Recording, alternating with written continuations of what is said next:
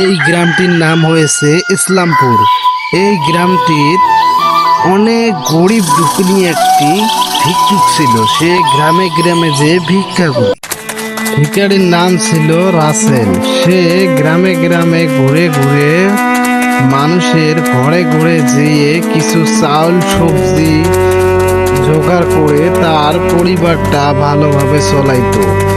সে অনেক গ্রাম ঘুরে একটা বাড়িতে ঢুকে পড়ে। হাঁটতে হাঁটতে সে সেই বাড়ির দরজায় যেয়ে বলে, বাড়িতে কেউ কি আছেন? আমাকে একটু সাহায্য করুন। আমি তোমার গ্রামে এসেছি খুব দুঃখিত কপাল নিয়ে। আমার বাড়িতে সন্তান আর মেয়ে না খেয়ে আছে।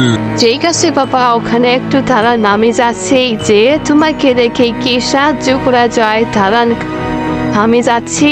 মা, আমাকে কিছু চাল ডাল দিয়ে সাহায্য করুন।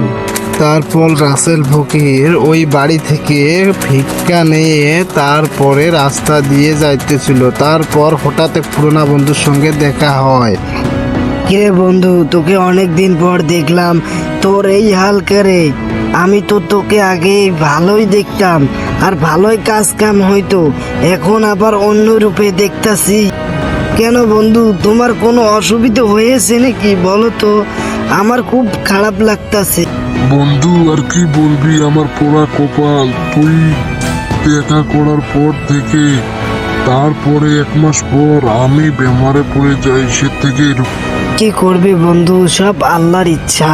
আল্লাহ কি চায় কি করে, আল্লাহর নীলে খেলা। তা বন্ধু, তোকে দেখে আমার খুব খারাপ লাগলো। এখন কি করব?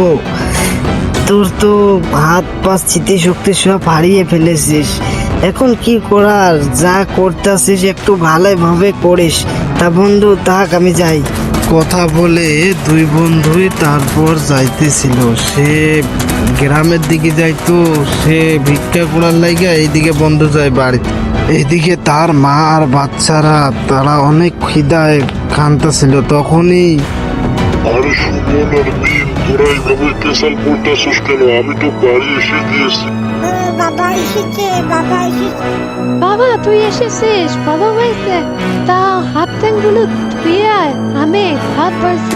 রাসেল তার মার কথা মতে সে নদীতে যে হাত ঠ্যাং ধুয়ে এসে ঘরের ভিতরে ঢুকে পড়লো। তারপর দেখে তার মা রান্না করতেছে। তারপর রাসেলকে কিছু খাওয়ানোর জন্য দিল। তা বন্ধুরা, নেক্সট পার্ট দেখার জন্য সাবস্ক্রাইব